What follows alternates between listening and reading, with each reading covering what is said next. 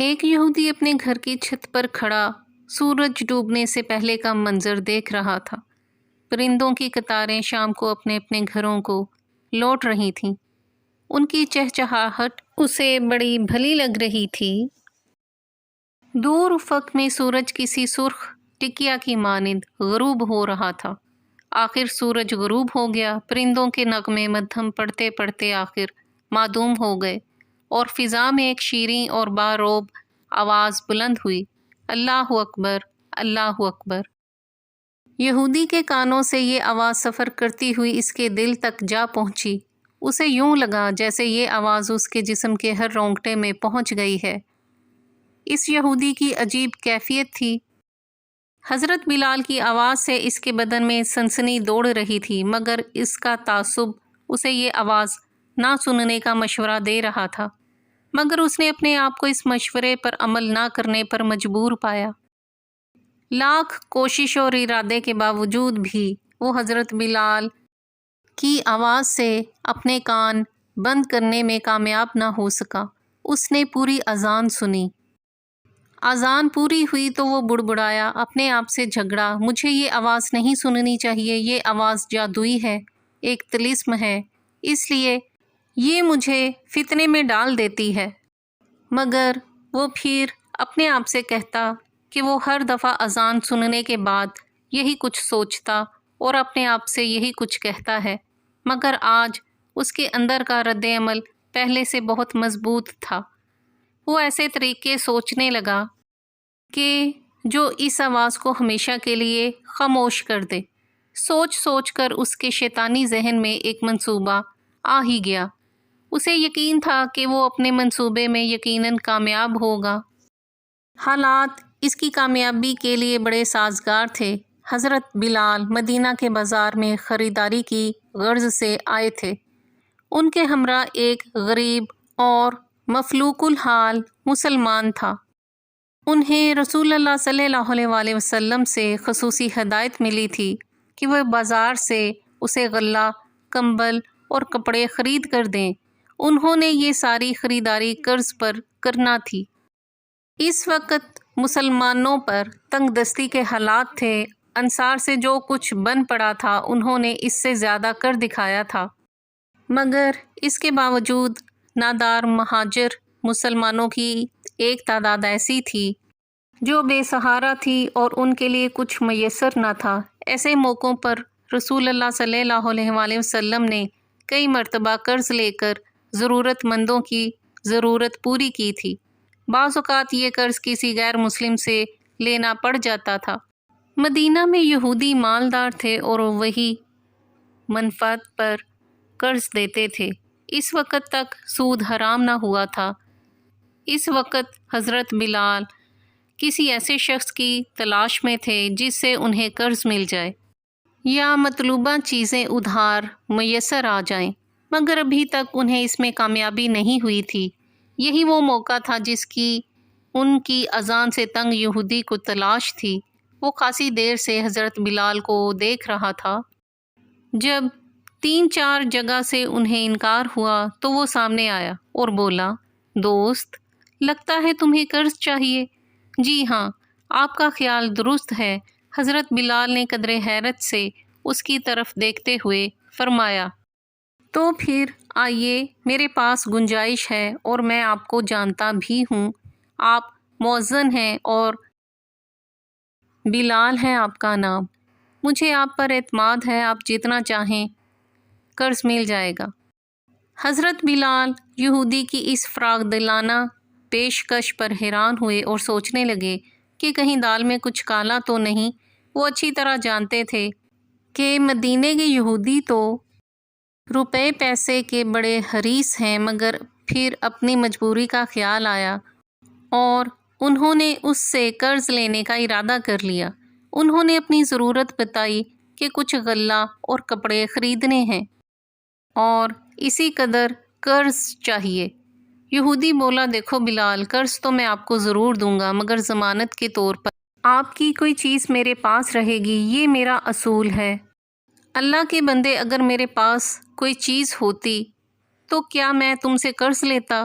تو ٹھیک ہے، اس شرط پر قرض لے لیں کہ عدم ادائیگی کی صورت میں تم میری ملکیت میں آ جاؤ گے۔ اس کی شرط نے حضرت بلال کے لبوں پر خاموشی کی مہر لگا دی۔ یہ دیکھ کر یہودی پھر بولا، آپ پریشان نہ ہوں، مجھے یقین ہے کہ آپ وقت پر ادائیگی کر دیں گے۔ یہ تو محض شرط ہے جو میں نے اپنی تسلی کے لیے عائد کی ہے، ورنہ مجھے آپ پر اعتماد نہ ہوتا تو قرض ہی کیوں دیتا۔ حضرت بلال نے کچھ تأمل کیا اور پھر حامی بھر لی۔ یہودی کی آنکھیں چمکیں اور بولا، ادائیگی کب ہوگی؟ مہینے کے آخر پر۔ ٹھیک ہے، آپ اگر رقم واپس نہ کر سکے تو اس کے عوض میں آپ کو اپنی ملکیت ظاہر کر سکوں گا۔ اور یہودی نے قبیلہ بنو نجار کے معززین کے سامنے حضرت بلال کو قرض کی رقم دے دی۔ حضرت بلال رقم لے کر خریداری کرنے چلے گئے اور یہودی دل ہی دل میں خوش ہونے لگا۔ اسے یقین تھا کہ حضرت بلال یا ان کے رسول محمد عربی صلی اللہ علیہ وآلہ وسلم کے پاس مہینے کے آخر تک اتنی رقم جمع نہیں ہو سکے گی اور حضرت بلال کو معاہدے کے مطابق اس کی غلامی قبول کرنا پڑے گی اور پھر وہ اسے اذان نہ دینے کا پابند کرے گا۔ اس مہینے یہودی جب بھی حضرت بلال کی زبانی اللہ کی توحید کا نغمہ سنتا، دل ہی دل میں اپنے آپ کو دلاسا دیتا کہ بس ایک ہی ماہ کی بات رہ گئی ہے، اس کے بعد اس آواز کا طلسم ختم ہو جائے گا۔ اور یہ اس دن کی بات ہے جب مہینہ ختم ہونے میں 4 دن رہتے تھے۔ حضرت بلال مسجد نبوی کی طرف جا رہے تھے کہ انہیں اپنے سامنے سے وہی یہودی کچھ دوسرے تاجروں کے ہمراہ آتا دکھائی دیا۔ قریب آ کر وہ خاصے درشت لہجے میں حضرت بلال سے مخاطب ہوا، اے حبشی، تمہیں معلوم ہے مہینہ ختم ہونے میں کتنے دن باقی رہ گئے ہیں؟ حضرت بلال بولے، ہاں مجھے معلوم ہے، باقی 4 دن رہ گئے ہیں۔ تو کیا تم قرض کی ادائیگی کر سکتے ہو؟ نہیں۔ ان کی آواز میں ایک انجانہ خوف صاف جھلک رہا تھا۔ تو پھر معاہدے کے مطابق میں تمہیں اپنا غلام بناؤں گا، اور سن لو، یہ قرض میں نے تمہیں یا تمہارے صاحب رسول اللہ صلی اللہ علیہ وآلہ وسلم کے احترام میں نہیں دیا تھا، بلکہ تمہیں اپنا غلام بنانے کے لیے دیا تھا، اور جب تم میرے قبضے میں آ جاؤ گے تم سے ریوڑ چرواؤں گا اور تم وہی کام کرو گے جو غلامی میں کیا کرتے تھے۔ یہودی اپنی دھن میں بکتا گیا اور اپنی سازشی ذہنیت کا کھل کر اظہار کرتا گیا۔ حضرت بلال کی آنکھوں کے سامنے ایک مرتبہ پھر امیہ بن خلف آ گیا۔ وہ سوچنے لگے، کیا اس بدتنیت یہودی کی شکل میں امیہ پھر زندہ ہو گیا ہے؟ کیا ایک دفعہ پھر انہیں غلامی کی ذلت سے دوچار ہونا پڑے گا؟ یہودی حضرت بلال کو پریشان کر کے آگے چلا گیا اور حضرت بلال سوچنے لگے کہ انہوں نے تو ابھی تک اس سارے معاملے کا رسول عربی صلی اللہ علیہ وآلہ وسلم سے ذکر تک نہیں کیا، اور قرض لینے کا تذکرہ بھلا وہ کیسے کرتے؟ انہیں اچھی طرح معلوم تھا کہ آپ صلی اللہ علیہ وآلہ وسلم کے پاس اب کوئی رقم نہیں۔ حضرت بلال خود آپ صلی اللہ علیہ وآلہ وسلم کے خزانچی تھے، مالی حالت کا اندازہ بھلا ان سے بڑھ کر اور کسے ہو سکتا تھا، لیکن اب تو بتانا ضروری ہو گیا تھا۔ اسی پریشانی کی حالت میں اذان دی، نماز پڑھی اور فراغت کے بعد حضور پاک صلی اللہ علیہ وآلہ وسلم کے گھر تشریف لے گئے، ملاقات کی اجازت چاہی اور حضور پاک صلی اللہ علیہ وآلہ وسلم کی خدمت میں گزارش کی، اے اللہ کے رسول صلی اللہ علیہ وآلہ وسلم، میرے ماں باپ آپ پر فدا ہوں۔ آپ کے علم میں ہے کہ ایک مسلمان حاجت مند کے لیے میں نے قرض لیا تھا۔ یہ قرض میں نے ایک یہودی سے لیا تھا، وہ اب واپسی کا تقاضا کر رہا ہے۔ اگر میں 4 دن کے اندر قرض واپس نہ کر سکا تو اس کے عوض وہ مجھے اپنے پاس رکھ لے گا۔ صورتحال یہ ہے کہ اب ادائیگی کرنے کے لیے نہ میرے پاس کچھ ہے اور نہ آپ کے پاس۔ یہودی مجھے ذلیل کرنے پر تلا بیٹھا ہے، آپ اجازت دیں تو مسلمان دوستوں سے تعاون کی درخواست کی جائے۔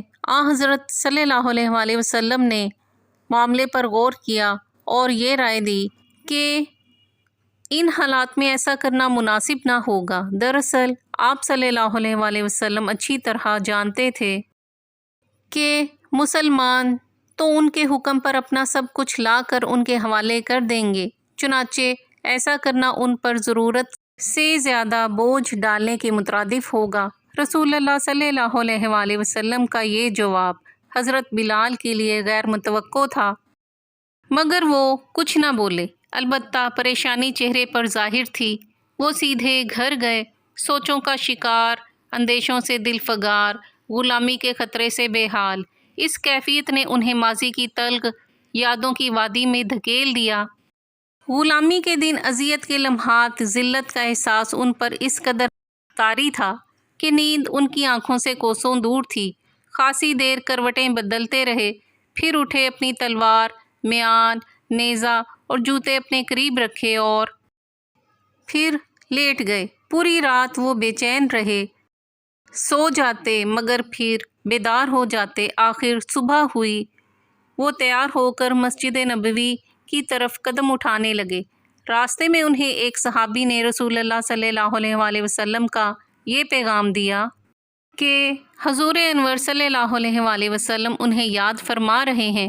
حضرت بلال راستے بھر سوچتے رہے اور اپنے آپ سے پوچھتے رہے، کیا اللہ کے رسول صلی اللہ علیہ وسلم مجھے عام مسلمانوں سے مدد لینے کی اجازت دیں گے یا اللہ کی طرف سے وسعت آ گئی ہے؟ اس کیفیت میں دربار رسالت صلی اللہ علیہ وسلم میں حاضر ہوئے۔ حضور پاک صلی اللہ علیہ وسلم نے فرمایا، خوشخبری ہو بلال، اللہ نے تمہارا قرض اتارنے کا بندوبست کر دیا ہے۔ بے اختیار ان کی زبان سے الحمدللہ کے کلمات نکلے۔ حضور پاک صلی اللہ علیہ وسلم نے فرمایا، کیا تم نے راستے میں لدے ہوئے سامان کے 4 اونٹ نہیں دیکھے؟ حضرت بلال نے جواب دیا، نہیں، میں نے انہیں نہیں دیکھا۔ تم انہیں باہر دیکھ سکتے ہو، یہ 4 اونٹ تمہارے اختیار میں دیے جاتے ہیں، تم انہیں لو اور اپنا قرض ادا کرو۔ حضرت بلال مسجد سے باہر تشریف لے گئے۔ وہاں کپڑے اور غلے سے لدے 4 اونٹ ان کے انتظار میں تھے۔ یہ اونٹ سامان سمیت ایک امیر تاجر مسلمان نے حضور پاک صلی اللہ علیہ وسلم کی خدمت میں ہدیہ کے طور پر بھیجے تھے۔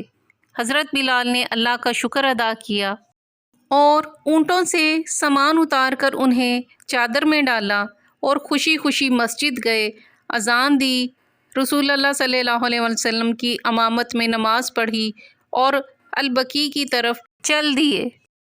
یہاں ایک جگہ اعلان کیا، جس نے رسول اللہ صلی اللہ علیہ وسلم سے قرض لینا ہے وہ حاضر ہو جائے۔ لوگ آنے لگے اور حضرت بلال سامان میں سے انہیں دے کر حساب چکانے لگے۔